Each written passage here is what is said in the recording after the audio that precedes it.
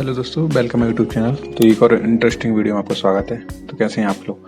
चलिए आज अपन सीखते हैं कि किसी फोटो में से वाइट और ब्लैक बैकग्राउंड को कैसे रिमूव करते हैं। तो उसके लिए सबसे पहले हम एक बैकग्राउंड इमेज को खोलेंगे और एक सब्जेक्ट इमेज को खोलेंगे।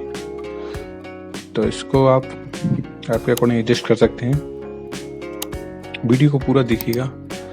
अब आपको शिफ्ट अल्ट और जी प्रेस करना, देन आपका काम हो गया। आप इसको आपके साथ मूव कर सकते हो। और हाँ, ये ट्रिक केवल डार्क इमेज में ही काम करेगी और जो वाइट वाली है वो लाइट इमेज में ही काम करेगी। डन। इसके बाद नेक्स्ट इमेज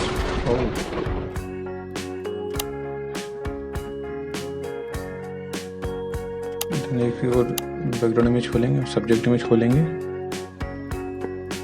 उसको एडजस्ट करके